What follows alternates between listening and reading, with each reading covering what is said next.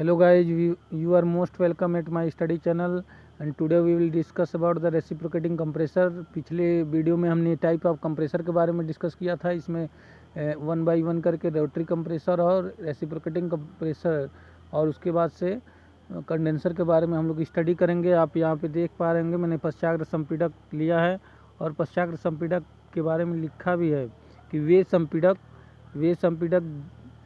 जिनमें प्रशीतक वाष्प को पिस्टन की पश्चाग्र क्रिया द्वारा संपीड़ित किया जाता है वो क्या कहलाते हैं? पश्चाग्र संपीड़क कहलाते हैं। पश्चाग्र संपीड़क दो प्रकार के होते हैं, एक एकल क्रिया ऊर्ध्वाधर संपीड़क और दूसरा है द्विव क्रिया क्षैतिज संपीड़क। इसकी वर्किंग प्रिंसिपल समझने के लिए आपको रेसिप्रोकेटिंग इंजन की वर्किंग प्रिंसिपल थोड़ी सी समझनी होंगी। या पहले से भी आप जानते होंगे कि उसमें एक सक्शन स्ट्रोक होता है, उसके बाद से एक कंप्रेशन स्ट्रोक होता है, एक पावर स्ट्रोक होता है और एक एग्जॉस्ट स्ट्रोक होता है। सेम वही कंप्रेशन में भी काम करता है।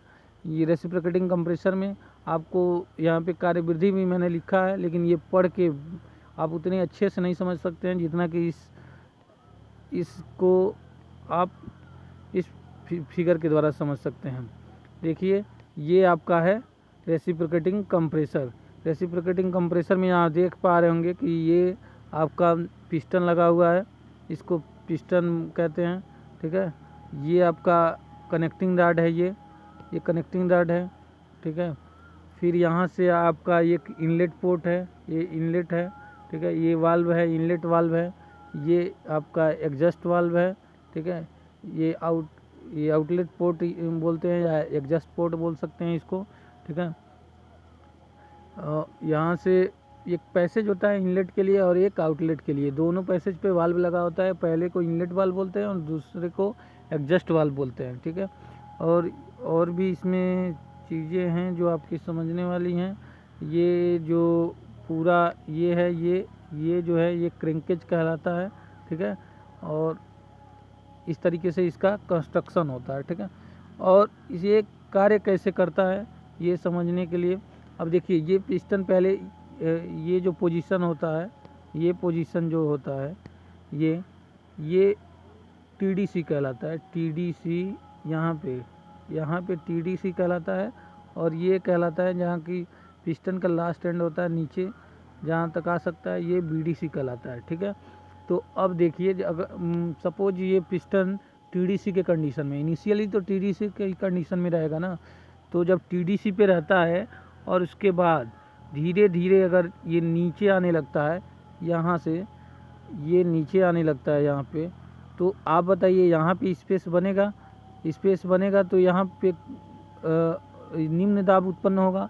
अब जब लो प्रेशर क्रिएट होता है तो उसको फिल करने के लिए आपका यहाँ से ये एयर इनलेट करता है, ठीक है।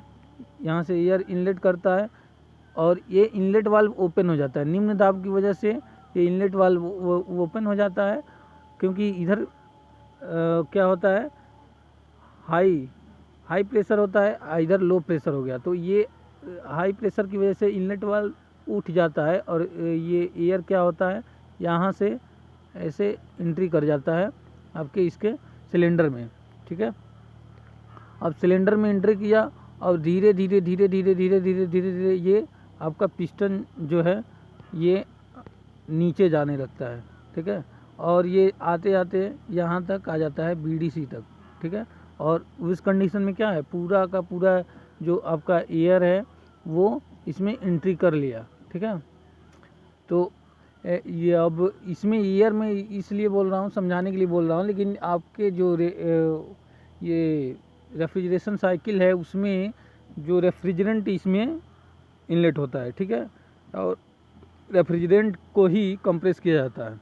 तो यहाँ पे देखिए फिर ये बीडीसी के कंडीशन में आ गया और बीडीसी के कंडीशन में जैसे ही आया, फिर ये जो आपका ये फिर से एक इस पोजीशन में आने के बाद से फिर से इधर की तरफ आपका ये रोटेट होना चालू होता है। अब जब ऐसे ही मोशन होता है तो फिर ये अपने टीडीसी के तरफ जाने लगता है, ये वाला जो पिस्टन है ये टीडीसी की तरफ जाने लगता है।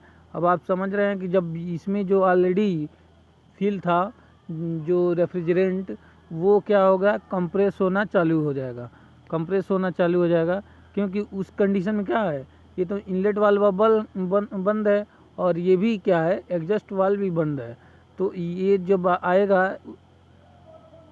अपवर्ड डायरेक्शन में तो ये क्या हो जाएगा, इसकी वजह से ये कंप्रेस होगा क्योंकि इसका आयतन कम होगा। और जब भी आप जानते हैं कि जब आयतन कम होगा तो क्या होगा, प्रेशर बढ़ेगा। तो प्रेशर बढ़ने लगता है, और जब इसका प्रेशर ये ऊपर वाले प्रेशर से ज़्यादा हो जाता है, तो आप बताइए जब ज़्यादा इसमें प्रेशर होगा तो ये क्या करेगा, इस पर फोर्स अप्लाई करेगा, प्रेशर फोर्स। इसकी वजह से ये वाल्व खुल जाएगा और ये क्या हो जाएगा, ये संपीड़ित होके यानी कंप्रेस्ड होके यहाँ से आपके फर्दर प्रोसीजर के लिए नेक्स्ट डिवाइस में चला जाएगा साइकिल कंप्लीट होने के लिए।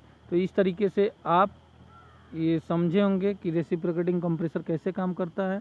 ठीक है, यहाँ पे देखिए, यहाँ पे वो उस कंडीशन को भी दिखाया गया है कि यहाँ तक आया, फिर यहाँ देखिए कि ये जो आपके कंप्रेस्ड रेफ्रिजरेंट था वो धीरे धीरे यहाँ से निकलते हुए दिख रहे हैं। ठीक है, तो इस तरीके से इसकी वर्किंग होती है। मुझे उम्मीद है आप लोग समझ गए होंगे। यदि नहीं समझ में आया होगा तो एक बार पुनः वीडियो को बैक करके देख लीजिएगा, आपको समझ में आ जाएगा। अब आपको मैं ले चलता हूँ कि रोटरी कंप्रेसर के बारे में। रोटरी कंप्रेसर क्या होता है, रोटरी कंप्रेसर में आप जानते होंगे कि ये भी एक टाइप का कंप्रेसर है, बट इसमें जो इसकी जो वर्किंग होती है वो थोड़ा सा डिफरेंट होती है as comparison to reciprocating compressor के। रेसिप्रोकेटिंग कंप्रेसर में पिस्टन लगा होता है, उसके ट्रू एंड फ्रो मोशन की वजह से आपका जो कंप्रेशन प्रोसेस होता है। लेकिन इसमें इसकी जो कंस्ट्रक्शन होती है वो बहुत ही डिफरेंट होती है रोटरी कंप्रेसर से। जैसे कि मैं आपको इसका कंस्ट्रक्शन दिखाऊं तो आप देख पाएंगे कि यहाँ देखिए, ये है आपका रोटरी कंप्रेसर। रोटरी कंप्रेसर में यहाँ ये इसका पूरा का पूरा स्ट्रक्चर है। ठीक है, यहाँ देखिए कि ये शेफ्ट लगा है, यहाँ पे एक शेफ्ट लगा है। ठीक है, ये शेफ्ट इसेंट्रिक होता है, ये पूरा सेंटर पे ना होके थोड़ा सा सेंटर से हट के होता है, इसलिए इसको इसेंट्रिक शेफ्ट बोलते हैं। और शेफ्ट के ऊपर एक आपका लगा होता है ये रोटर। ठीक है, रोटर लगा होता है, और उसके बाद से ये जो पूरा का पूरा मैकेनिज्म होता है ये आपका सिलेंडर के अंदर रहता है, ये सिलेंडर है। ठीक है, और यहाँ पे आप लोग देख पा रहे होंगे, थोड़ा सा मैं हटा दे रहा हूँ, यहाँ पे देख पा रहे होंगे कि ये एक स्प्रिंग लगा हुआ है, और स्प्रिंग इसको क्या करता है, ये फोर्स अप्लाई किए रहता है, इस पर लोडेड होता है, स्प्रिंग लोडेड होता है आप बोल सकते हैं। और इसमें एक आपका ये विसर्जन ट्यूब बोलते हैं। ठीक है, इसको विसर्जन ट्यूब बोलते हैं, विसर्जन ट्यूब लगा होता है।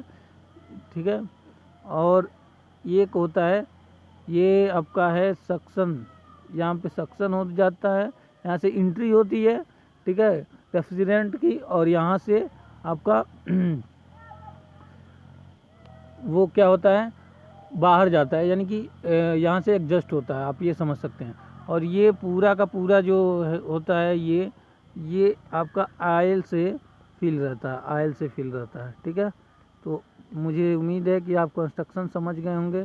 ठीक है, यहाँ से, और आप यहाँ से देख पा रहे होंगे कि यहाँ से जो, एक मिनट मुझे हटाने दीजिए, पूरा क्लीन करने दीजिए।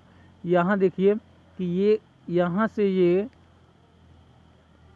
कंप्रेस्ड होने के बाद से कंडेंसर को चला जाता है। ठीक है, तो अब ये तो रहा इसका कंस्ट्रक्शन, लेकिन ये कार्य कैसे करता है, चलिए इसको समझते हैं। ठीक है, अब यहाँ पे आप देखिए कि यहाँ पे ये सक्शन लगा हुआ है। ठीक है, सक्शन के लिए पैसेज है, सक्शन के मतलब इसमें यहाँ से एंट्री होगी। ठीक है, रेफ्रिजरेंट या जिस भी चीज़ का कंप्रेशन करना है यहाँ पे एंट्री होगी। ठीक है, और एंट्री कैसे होगी, जब इसके अंदर निम्न दाब उत्पन्न होगा। निम्न दाब उत्पन्न कब होगा, जब ये स्प्रिंग लोडेड है, जो ये स्प्रिंग लोडेड है वो इसको पुश करके इधर, जैसा कि जिस पोजीशन में दिखाया गया है, ठीक है, उस पोजीशन में इसको लाएगा। तो यहाँ पे क्या हो जाएगा कि आप देख रहे होंगे कि ये क्लियरेंस स्पेस यहाँ बढ़ जा रहा है। क्लियरेंस स्पेस यहाँ पे देख पा रहे होंगे कि ये क्लियरेंस स्पेस बढ़ेगा। और जब स्पेस बढ़ेगा कहीं भी, तो जब आयतन बढ़ेगा तो दाब क्या होगा, कम होगा। उसी को बोलते हैं हम लोग निम्न दाब।